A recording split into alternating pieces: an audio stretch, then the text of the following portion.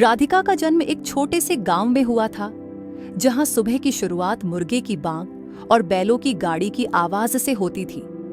उसका बचपन हरियाली से घिरे खेतों, कच्ची गलियों और मिट्टी के घरों के बीच बीता था।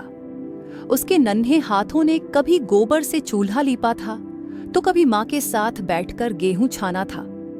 वहां हर घर में एक अपनापन था। कोई भी आता तो उसे बिना पूछे पानी और गुड़ दिया जाता। हर किसी को आप कहकर बोलना जैसे उसकी जुबान में घुला हुआ था। विनम्रता, सम्मान और सहनशीलता जैसे संस्कार राधिका के व्यक्तित्व की नींव बन चुके थे। राधिका पढ़ाई में भी अच्छी थी, गांव के स्कूल में टॉप करती थी, लेकिन घर की स्थिति ऐसी नहीं थी कि आगे की पढ़ाई के लिए शहर भेजा जाता। जब वह 23 की हुई तो उसकी शादी शहर में रहने वाले एक मध्यम वर्गीय परिवार के बड़े बेटे अजय से तय हो गई। अजय एक निजी कंपनी में नौकरी करता था और उसका परिवार सभ्य, शिक्षित और शहरी तौर तरीकों वाला था। शादी के दिन राधिका ने लाल रंग की भारी साड़ी पहनी थी, माथे पर सिंदूर और हाथों में चूड़ियां थीं। उसकी आंखों में खुशी तो थी, लेकिन अनजाने डर की झलक भी छिपी हुई थी। जब वह पहली बार ससुराल पहुंची तो उसने साड़ी के पल्लू से सिर ढका हुआ था और नजरें झुकी हुई थीं। दरवाजे पर लगी माला, संगमरमर की सीढ़ियां और भीतर लगा एलिवेटर देखकर वह थोड़ी सहम गई। ये तो अपने आप ऊपर ले जाता है? उसने धीरे से पूछा था। घर वालों ने मुस्कुराकर सिर हिलाया और कहा, हाँ, यही लिफ्ट है। राधिका के लिए यह एक नई दुनिया थी। पहली बार उसने गैस पर खाना बनाया, जहां सिर्फ एक बटन घुमाना होता था। उसके गांव में तो लकड़ी और उपले जलाकर चूल्हे पर रोटियां सेंकी जाती थीं। अब यहां स्टील की चमचमाती बर्तन, माइक्रोवेव, फ्रिज और गीजर, हर चीज उसके लिए नई थी। लेकिन राधिका ने कभी शिकायत नहीं की। उसने मन में ठान लिया था, रिश्ते निभाने हैं तो इस दुनिया को समझना ही होगा। अजय की छोटी बहन तनु बिल्कुल राधिका से अलग थी। तनु का जन्म और पालन पोषण शहर में हुआ था। वह एक नामी कॉलेज में पढ़ती थी और अपनी राय बेझिझक सबके सामने रखती थी। तनु का स्वभाव तेज, आत्मनिर्भर और आधुनिक था। वह अपने फैसले खुद लेना जानती थी और अपने सपनों को लेकर बेहद स्पष्ट थी। तनु जीन्स, स्कर्ट और शॉर्ट ड्रेस पहनती थी। वह फैशन में अपडेट रहती, इंस्टाग्राम पर अपनी तस्वीरें और ब्यूटी टिप्स साझा करती और दोस्तों के साथ कैफे में मिलने जाती। वह दुनिया को एक खुले मन से देखती थी और हर चीज में अपनी आजादी को सर्वोपरि मानती थी। राधिका जब अपने सिर पर पल्लू संभालती और रसोई में काम करती तो तनु हंसते हुए कहती, भाभी, ये पल्लू संभालने से अच्छा है खुद को संभालो। राधिका हल्के से मुस्कुरा देती, मानो कुछ समझ तो रही हो, लेकिन पूरी तरह अपना नहीं पा रही हो। भीतर एक हल्की सी चुभन होती थी, जैसे कोई उसकी परंपराओं को पुराने जमाने की चीज मान रहा हो। वह कुछ कहना चाहती पर कह नहीं पाती। तनु राधिका को पसंद करती थी, लेकिन उसे लगता था कि भाभी थोड़ी बैकवर्ड है। उसने कभी राधिका को नीचा दिखाने की कोशिश नहीं की, लेकिन उसकी बातों में जो अनकहा भाव होता था वह राधिका के दिल को छू जाता। राधिका सोचती, क्या सच में मेरी सादगी अब इस दुनिया में पुरानी पड़ चुकी है? और फिर एक ही पल में खुद को संभाल लेती। शायद मैं अलग हूं, लेकिन गलत नहीं। कॉलेज में तनु के विभाग की ओर से फ्रेशर्स पार्टी का आयोजन किया जा रहा था। तनु बेहद उत्साहित थी, क्योंकि यह पहली बार था जब उसे आयोजक बनने का मौका मिल रहा था। उसने पूरी प्लानिंग कर रखी थी, theme, music, decoration, dress code, सब कुछ। लेकिन उससे पहले उसने सोचा, क्यों न अपने घर में ही एक छोटी सी प्री पार्टी रख ली जाए, जहां उसके करीबी दोस्त, कॉलेज के कुछ नए बच्चे और कुछ पुराने क्लासमेट शामिल हों। वैसे भी माँ पापा 2 दिन के लिए किसी रिश्तेदार के यहाँ बाहर गए थे और घर में पूरी आजादी थी। तनु घर की सजावट में लग गई थी। लिविंग रूम में फेरी लाइट्स टांग दी गई, कॉर्नर में एक छोटा स्पीकर रख दिया गया और डाइनिंग टेबल पर स्नैक्स की तैयारी शुरू हो गई। तभी उसके मन में आया कि भाभी यानी राधिका को भी न्योता दे ही देती हूँ। हालांकि कि उसे यकीन था कि भाभी शायद इस माहौल में सहज न हो। फिर भी वह उनके कमरे में गई। राधिका उस समय किचन में सब्जी काट रही थी। बाल पीछे बंधे हुए थे और उसके चेहरे पर रोज की वही शांति थी। तनु ने मुस्कुराकर कहा, भाभी, आज शाम को मैंने कुछ दोस्तों को घर बुलाया है। बस थोड़ी सी पार्टी टाइप चीज है। आप भी चाहें तो आ सकती हैं, लेकिन एक विनती है, प्लीज वो भारी साड़ी और गजरे वाला लुक मत लेकर आइएगा। थोड़ा मॉडर्न लगे तो अच्छा रहेगा। आप समझ ही गई होंगी ना। राधिका कुछ पल के लिए चुप रह गई। उसके हाथ में चाकू थम गया, जैसे किसी ने उसके भीतर कुछ हल्के से छुआ हो। उसने तनु की तरफ देखा। उसके चेहरे पर कोई बुरा इरादा नहीं था, बस एक उम्मीद थी कि भाभी भी कभी उसकी दुनिया में शामिल हों। राधिका ने मुस्कुराकर जवाब दिया, ठीक है तनु, मैं कोशिश करूंगी। तनु मुस्कुराकर चली गई, लेकिन राधिका वहीं खड़ी रह गई। उस रात उसने बहुत देर तक आईने में खुद को देखा। क्या वह सचमुच समय से पीछे छूट गई थी? क्या वो वही राधिका थी जो कभी गांव में सबसे सुंदर और समझदार मानी जाती थी?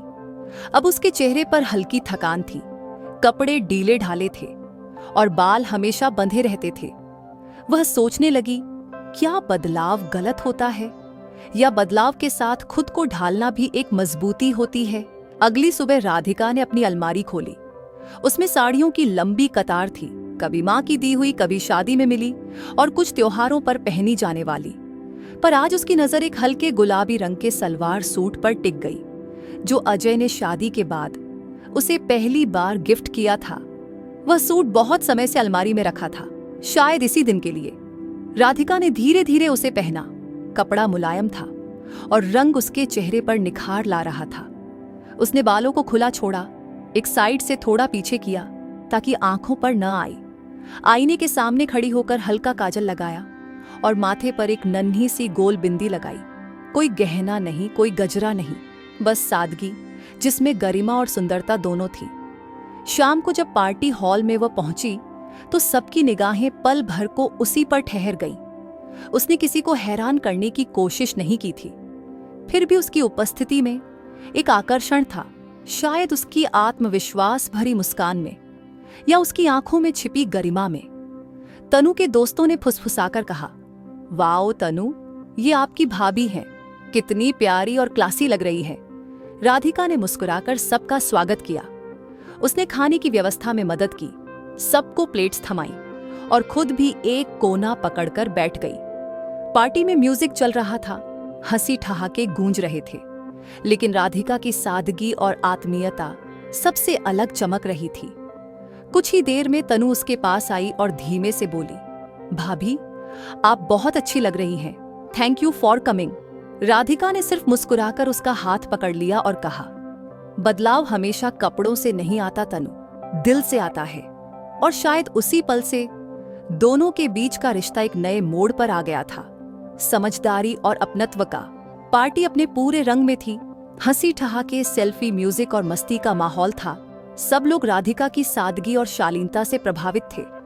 तभी तनु की एक करीबी सहेली अनु ने हंसते हुए कहा, यार तनु, तेरी भाभी में तो एक अलग ही ग्रेस है, एकदम wife material type, simple, elegant और बहुत प्यारी। तनु मुस्कुराई, लेकिन उसके भीतर कुछ हिल गया। उसने पहली बार राधिका को उस दृष्टि से देखा जिससे शायद वह अब तक बचती आई थी। क्या वो सचमुच इतनी खास थी जितना सब कह रहे थे? क्या अब तक वह अपनी भाभी को पुराने ख्यालों वाली धीमी सोच की मानकर गलत फहमी में थी? जब पार्टी खत्म हो गई और घर फिर से शांत हो गया, तब तनु धीरे से राधिका के कमरे में गई। राधिका मेज साफ कर रही थी, लेकिन चेहरा अब भी मुस्कान से भरा था। तनु कुछ देर चुप रही, फिर थोड़ी हिचकिचाहट के साथ बोली, भाभी, आपको कभी बुरा नहीं लगता जब मैं आपको गंवार जैसी बातें कह देती हूं? राधिका के हाथ थम गए। उसने तनु की ओर देखा, उसकी आंखों में सच्ची पछतावा था। फिर वह कुछ पल चुप रही, जैसे शब्दों को तोल रही हो। फिर बहुत शांत स्वर में बोली, तनु, गांव से आई हूं, पर दिल में प्यार लेकर आई हूं। तुमने कभी मेरा मजाक उड़ाया तो वो शायद तुम्हारी सोच थी, लेकिन मैंने तो तुम्हें हमेशा अपनी छोटी बहन की तरह ही देखा है, और बहनों को हम माफ कर देते हैं। तनु की आंखें भर आईं। वह दौड़कर राधिका से लिपट गई और फूट फूट कर रोने लगी। पहली बार दोनों बहनों के बीच का सच्चा रिश्ता आंसुओं की मिठास में खुला।